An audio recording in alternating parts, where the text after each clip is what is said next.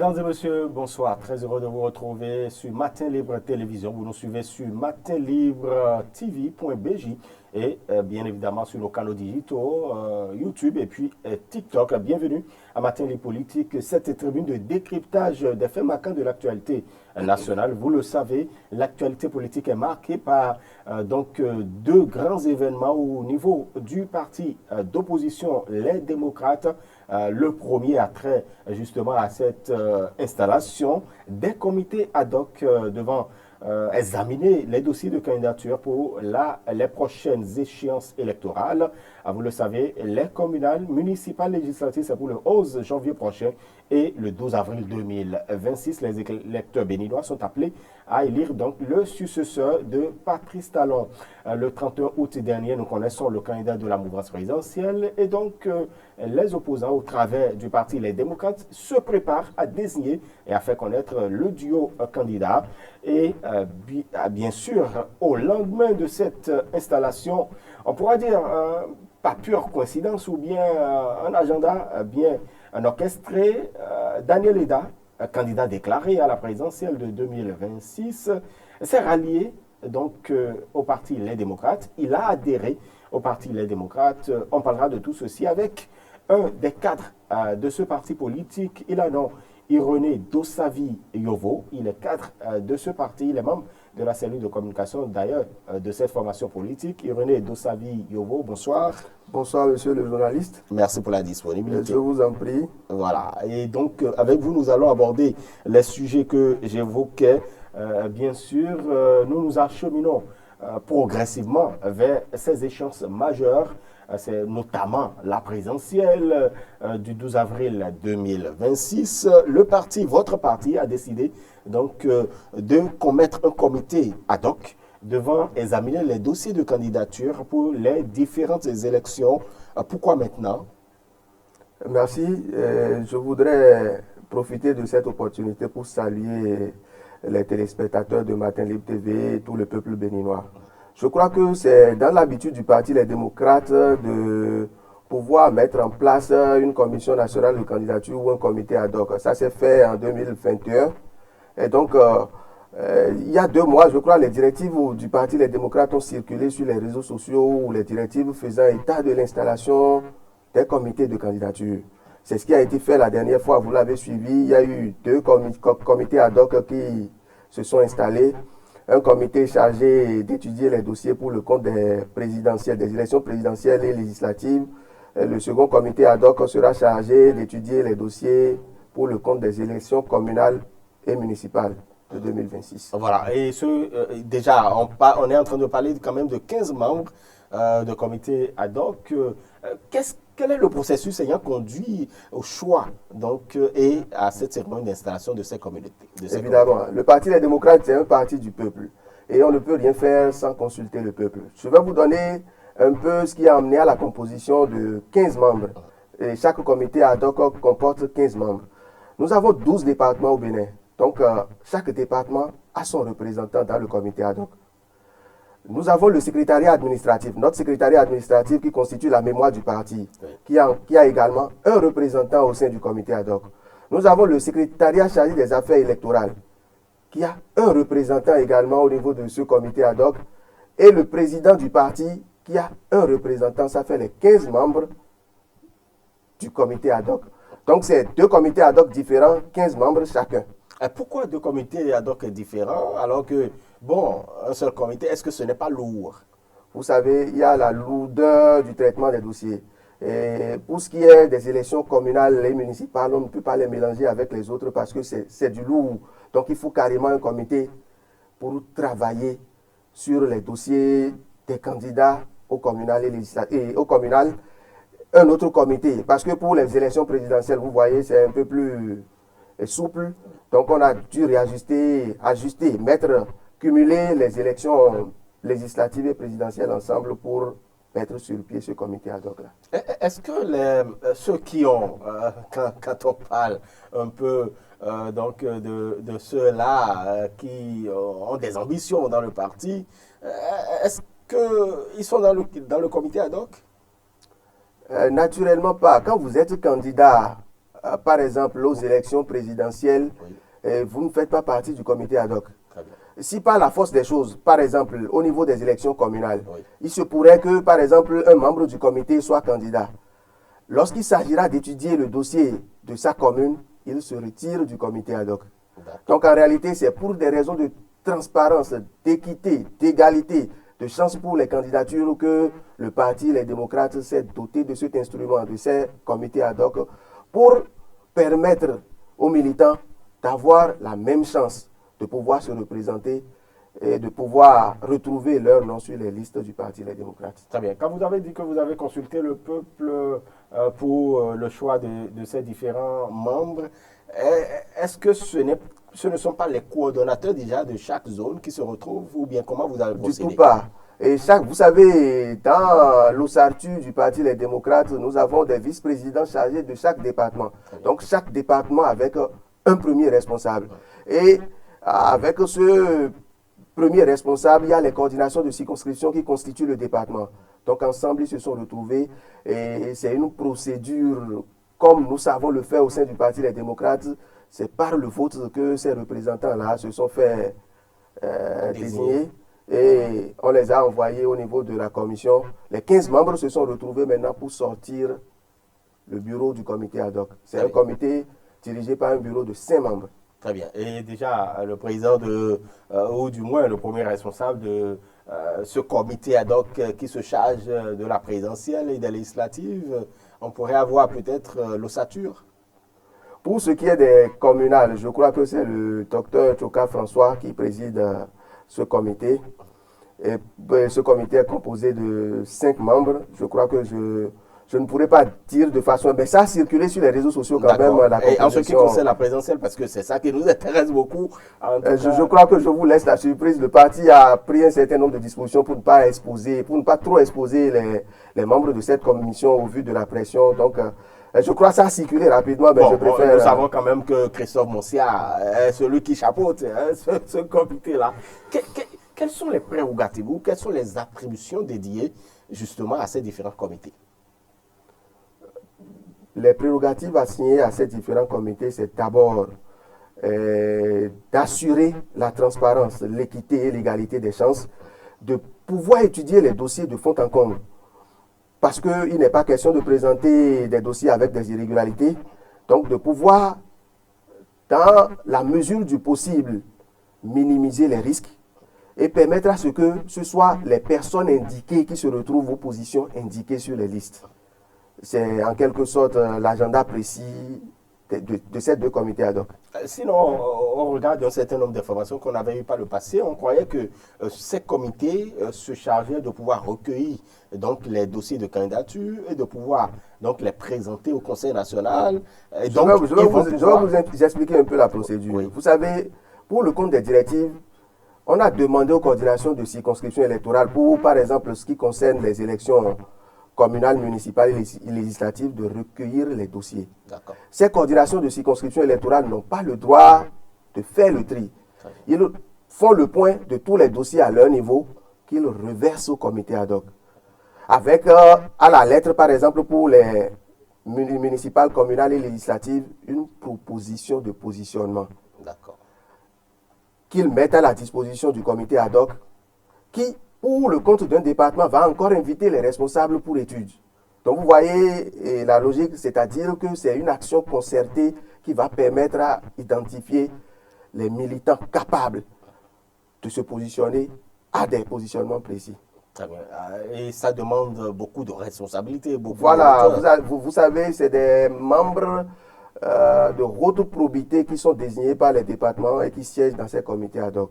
Et donc, il n'y a pas péril dans la demeure, je crois, ils feront le job, ils sont conscients et la fumée blanche est pour bientôt. Très bien. Et quand vous dites pour bientôt, on voudrait savoir de quel délai disposent ces comités-là pour pouvoir quand même déposer les résultats de leurs travaux. Vous savez, ces comités sont mis en place pour le suivi jusqu'au dépôt des dossiers de candidature. Et à l'heure actuelle, nous avons des problèmes au sein du Parti Les Démocrates. Vous savez, par exemple, la question du certificat de nationalité.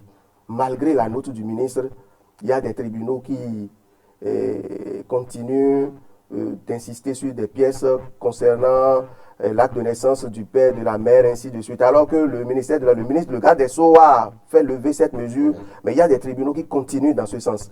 Les honorables députés, Noureno Achade et Kodonou Joël ont fait un déplacement sur Porto Novo. Ils sont allés au tribunal de Porto Novo constater, mais les agents ont dit qu'ils n'avaient pas connaissance de cette note. Ils ont appelé le ministre qui a confirmé. Donc ça continue sur le territoire national. Il y a des tribunaux qui, quand même, n'acceptent pas. Et donc, nous avons encore des militants qui ont des difficultés à pouvoir se faire délivrer le certificat de nationalité. L'autre inquiétude, c'est le quitus fiscal. Vous savez, il y a quand même un aménagement après les discussions avec la DGI. Non, c'est l'option de la candidature présidentielle, communale ou législative qui a été touchée. Vous savez, c'est lourd pour les agents de la DGI. C'est très lourd, surtout pour les élections communales. Et vous voyez, le délai imparti, le site a été ouvert le 12 septembre.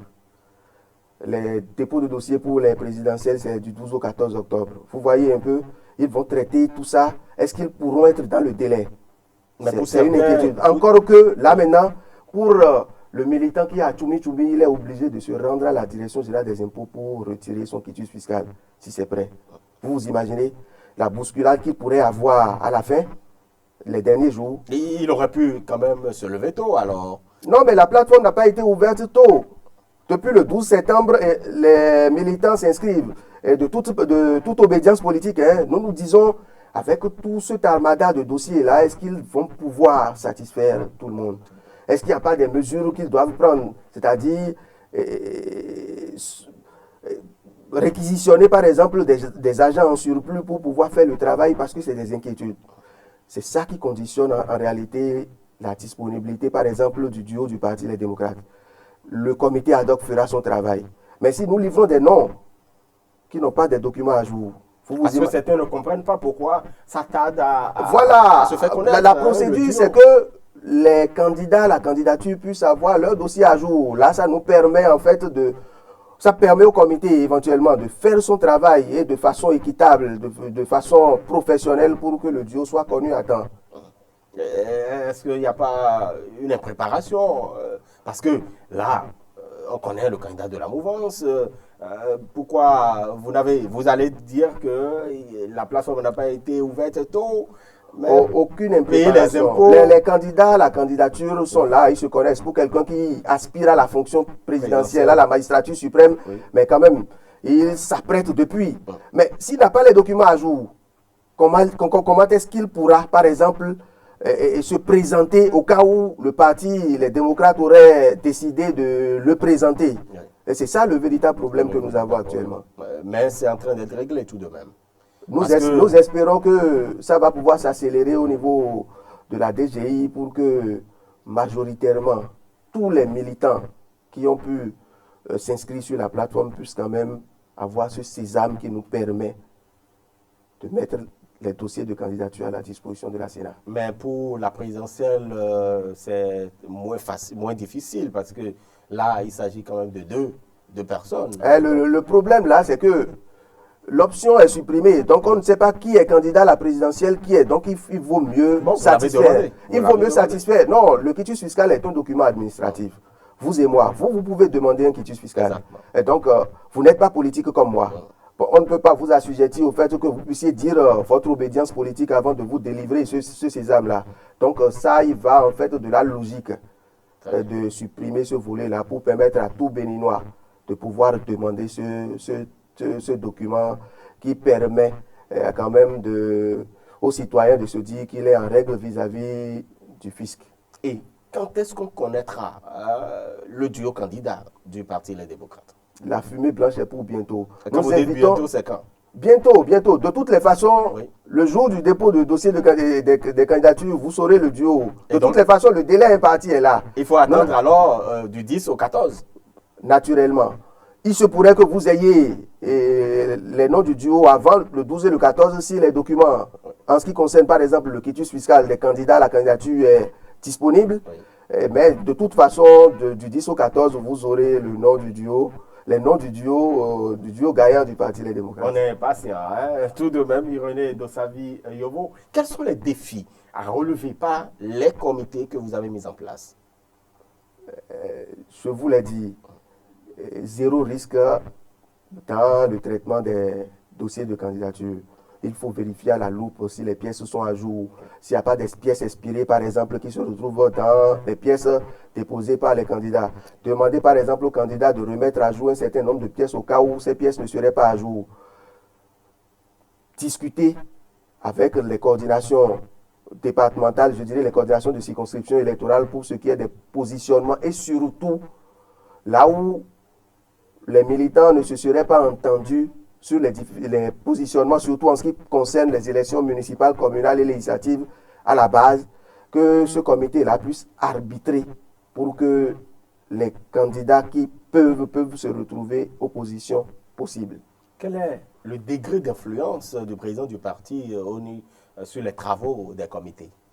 Aucun degré d'influence.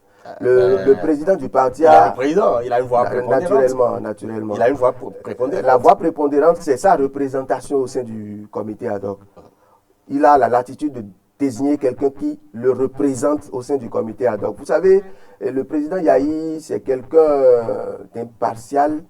Je peux vous rassurer que ce sont les candidats qui répondent aux normes et qui seront choisis par le comité ad hoc, qui seront les candidats du Parti Les Démocrates. Très bien. Ça, c'est une assurance que je vous donne. Voilà. Et l'autre assurance que nous voudrions avoir, ou que certains recherchent bien évidemment, c'est que les 28 députés sont toujours au niveau du Parti Les Démocrates, parce que nous avons entendu des rumeurs, des menaces. Il y a des députés qui menacent de quitter, donc le navire LD. Qu'est-ce qui en est fondamentalement? C'est des élucubrations. En fait, c'est peut-être des ballons d'essai de nos vis-à-vis mis en l'air pour voir, pour jauger en fait le poulpe des responsables du Parti Les Démocrates, jauger également le poulpe du peuple. Sinon, il n'en est pas question. Les 28 députés du Parti Les Démocrates sont soudés. Ils restent et demeurent militants et élus du Parti Les Démocrates. Et donc, il n'y a pas de menace? Aucune menace. Aucune menace? Aucune menace. Eh bien, vous savez, il n'y a pas de fumée sans feu. Non, dans un parti, il y a des courants d'idées. Et sans courant d'idées, le parti politique n'existe pas. Donc, on ne peut pas dire qu'il n'y a pas de courant d'idées au sein du Parti Les Démocrates. Mais l'union, c'est ce que nous savons le mieux faire au sein du Parti Les Démocrates. Nous allons nous accorder pour pouvoir s'entendre sur les choix des différents comités. Est-ce que la question sur l'autoparrainage a été tranchée définitivement au niveau du parti? Vous savez, c'est des spéculations, ce qui a circulé là. Les tests en la matière n'empêchent pas les élus parrains, maires et députés d'être candidats à la présidentielle. Donc, c'est des supputations que les gens véhiculent. C'est, disons, également... C'est vrai que certains de vos... Des ballons d'essai qu'on essaie d'éjecter au sein de l'opinion pour embrouiller... Il y a certains militants du Parti Les Démocrates. Il y a certains militants et certains élus chez vous qui estiment qu'il y avait un certain nombre d'appréhensions également par rapport à l'autoparrainage. Ce n'est pas forcément aussi les autres. Non, en réalité, c'est cette manie du pouvoir que nous avons en place d'interpréter les lois qui font que les militants, à un moment donné, ont été craintifs de ces dispositions-là. Sinon, de façon... Une loi, quand elle dispose, elle est claire et limpide. La loi n'empêche pas un maire ou un député d'être candidat au présidentiel. Il faut que le peuple le sache. Très bien. Et donc, dans votre duo de candidats, il y aura bien évidemment des élus. Ah, pourquoi pas? S'ils sont candidats et qu'ils sont retenus à l'issue de la procédure, ils seront candidats du Parti Les Démocrates. Et quelles sont les étapes à suivre après donc, les travaux de ces comités, dès qu'il y aura donc, les candidats qui seront retenus? Quelle sera la prochaine étape? Mais naturellement, il faut présenter ces candidats au Conseil national pour leur investiture. Et après, le Parti Les Démocrates... Avec eux, nous allons nous mettre sur le terrain pour la victoire finale. En fait, quand vous dites présentation de ces candidats au il Conseil national... Il faut entériner. Voilà. Le comité ad hoc a travaillé. Très bien. Il fait le point à la coordination nationale. La coordination nationale entérine. Au-dessus de la coordination nationale, il y a le Conseil national qui doit approuver le choix. Et donc, c'est la procédure. Donc, après le comité ad hoc, il y a la coordination nationale. Et après, il y a le Conseil national. Le Conseil national. Et Et donc, l'instance suprême, c'est le Congrès. c'est le Congrès. Voilà. Et donc, vous irez jusqu'à ces étapes-là ou Naturellement, quand le comité ad hoc va finir et présenter ses rapports, il sera obligé de se référer à l'instance supérieure, l'instance qu'il a installée. C'est la coordination nationale.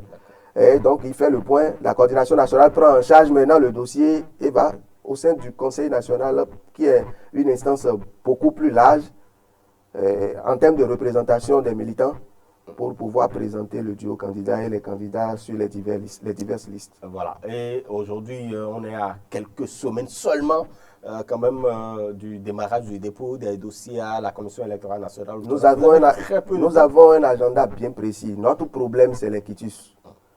Que la DGI, que le ministre des Finances responsable du directeur général des impôts puisse quand même prendre des dispositions pour faciliter la délivrance de ces quitus-là à tous les candidats. À tous les candidats des différents qui respectent les normes en matière fiscale. Voilà. Parfait. Et l'autre chose qu'on a tout de même constaté, René Dossavi-Yovo, c'est bien la mise en place donc d'une salle de traitement des données. Et il y a quand même cette salle de données là, en fait, cette salle de traitement de données que nous avons vue. Pourquoi une salle de traitement de données? Ok. Premièrement, parce que vous savez que pour transmettre les dossiers à la Sénat, maintenant, il faut un fichier numérique.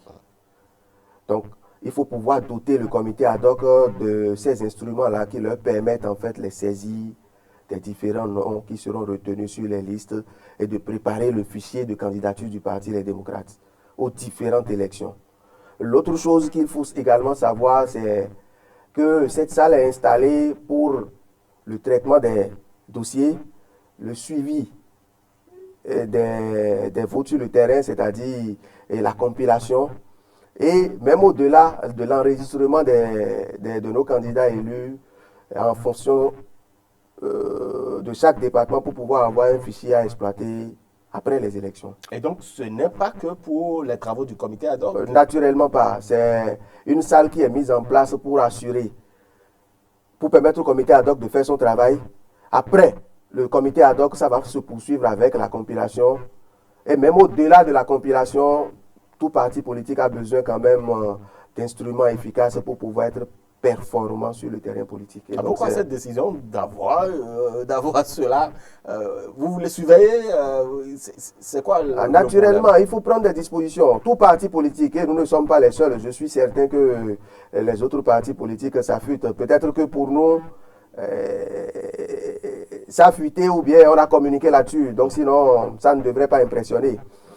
Pour le montage des fichiers et de candidature, il faut quand même des instruments performants pour nous permettre de répondre à ces conditions préalables au dépôt des dossiers de candidature à la Sénat. Et vous avez pu acquérir des équipements de cette hauteur-là?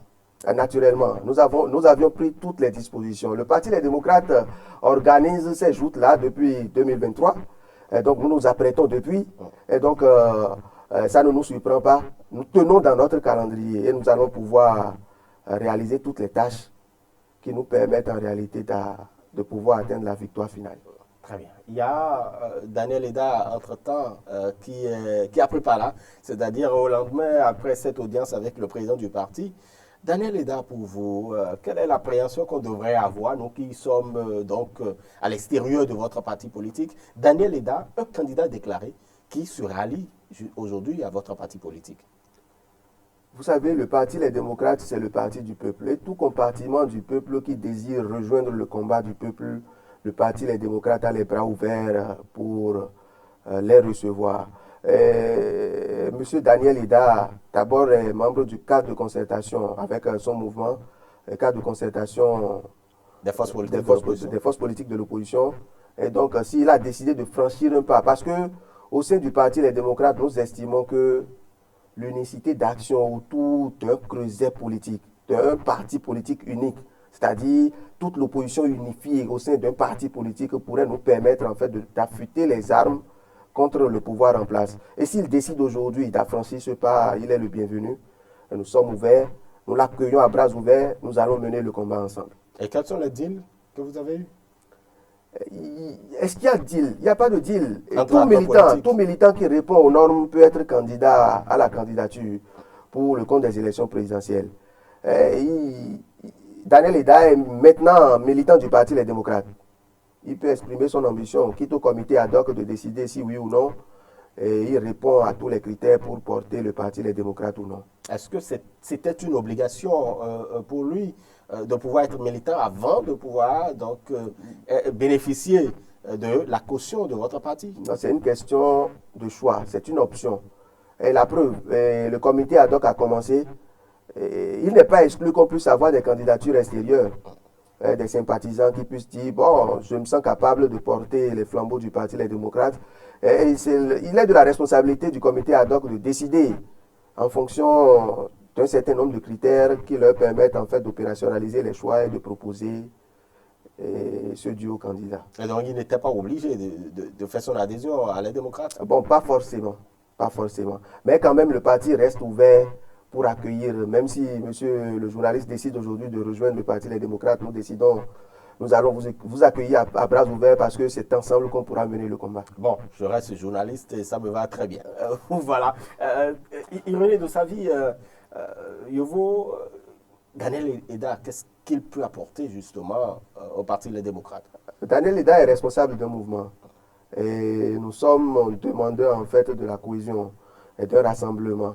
Et ces militants de son mouvement, nous le ferons, vu que lui-même, il a fait son adhésion. Nous espérons que dans les heures et les jours à venir, que tous ces militants puissent se faire enrôler au Parti Les Démocrates et que dans les coins de représentation de son mouvement, qu'ils puissent rejoindre les structures de base du Parti Les Démocrates pour que nous puissions mener le combat ensemble. Est-ce que, en contrepartie, c'est qui sera positionné? Ça, c'est de la responsabilité du comité ad hoc de décider. Mais toujours est-il que il n'y a pas seulement les élections présidentielles en vue, il y a plusieurs élections. Le comité ad hoc sera statué et en son temps, vous serez informés. Et nous savons que vous faites partie de la cellule de communication, vous avez toutes les informations. Dites-nous un peu, voilà. C'est le secret du comité ad hoc. Je ne suis pas membre du comité ad hoc, donc je ne pourrais pas dire de façon exhaustive quels sont les critères sur lesquels ils vont, les critères techniques sur lesquels ils vont s'appesantir. Mais toujours est-il que au moment opportun, vous serez informés du choix qui sera fait. Et je crois que tout le peuple béninois saluera ce choix-là et nous ferons le combat ensemble. Très bien. Voilà. On va finir. Hein. On est en train de finir, bien évidemment, notre entrevue Ironie de sa vie Yovo. Si, par rapport à l'un des vôtres, tout de même, quelle est aujourd'hui sa posture vis-à-vis donc du Parti Les Démocrates? Est-ce qu'il participe justement aux réunions, aux rencontres du Parti Les Démocrates? Je veux parler donc du député Arossi. Qu'est-ce qu'il en est concrètement? Le député Basile Arossi participe aux réunions, aux différentes coordinations du Parti Les Démocrates. Le député demeure militant du Parti Les Démocrates, élu du Parti Les Démocrates. Par ordre de préséance, c'est le 3e vice-président du parti en charge du Mono. Et il sera encore candidat sur la liste du Parti Les Démocrates pour les élections futures, les élections de 2026. Vous êtes sûr? Sûr, il n'y a pas d'équivoque là-dessus. L'honorable Basile Arossi sera candidat sur la liste du Parti Les Démocrates pour les échéances électorales de 2026. Vous ne saviez pas si Daniel Eda sera candidat sur vos listes, mais vous savez pour Léon Basile Arossi. Léon Basile Arossi est un élu en exercice. D'accord. Et il est vice-président d'un département. Et quelqu'un comme Arossi, vous voyez sa trempe, sa personnalité, je ne me vois pas qu'il se positionne au sein de son département en disant je veux être candidat, je ne vois pas qui peut l'en empêcher. Il va gagner les primaires d'abord au sein de son département avant que ça ne vienne à la commission ad hoc. Donc, mais vous en parlez, vous êtes sûr et sûr. Mais c'est un élu. C'est un élu du parti. Voilà. Donc il est élu du parti. S'il veut remplir, s'il veut être encore député, s'il veut être maire, mais s'il remplit les critères et que le comité ad hoc opérationnalise, il sera candidat. D'accord, très bien. Merci. Ce que vous devez retenir, c'est que l'honorable Basile Arossi demeure militant responsable et élu du Parti des démocrates. Parfait. Voilà. Très bien. Merci beaucoup à vous, Irénée Dossavi Yovo. Vous avez un mot de fin? Oui, évidemment. Mon mot de fin, en fait, s'adresse principalement au président Patrice Talon et à toutes les institutions en charge de l'organisation des élections au Bénin. Je voudrais leur dire de traiter les dossiers en toute impartialité, surtout pour ce qui est, par exemple, des certificats de nationalité au sein des tribunaux, que les trêves ou bien les diligences soient prises pour permettre aux militants d'avoir ce document qui leur permet de candidater. Que le DGI, surtout le ministre des Finances, à travers le DGI, facilite les choses pour que les militants candidats puissent avoir le sésame qui leur permet d'avoir leur dossier à jour pour que nous puissions présenter nos listes à la Sénat. C'est mon exhortation à l'endroit du président de la République. Très bien. Merci beaucoup à vous, Irénée Dossavi Yovo. Je rappelle que vous êtes cadre du parti Les Démocrates. Vous êtes d'ailleurs également membre donc, de la cellule de communication. Merci pour ces échanges. On reviendra certainement pour l'offre politique de votre parti. Naturellement, nous vous promettons que nous allons revenir. Quand le duo sera connu, nous viendrons maintenant faire un débat d'idées. Et vous êtes certain que le duo sera connu? Naturellement, le Parti des démocrates sera présent à toutes les élections. Parfait. En 2026. D'accord, très bien. Mesdames et messieurs, c'est ici que prend fin donc, notre entrevue avec notre invité d'aujourd'hui. Merci de nous avoir suivis et vous restez bien évidemment connectés à Matin Libre Télévision via nos canaux digitaux et puis matinlibre tv.bj. Vous retrouverez également nos contenus. Mesdames et messieurs, à très bientôt pour donc une autre thématique à aborder avec un autre citoyen du Bénin.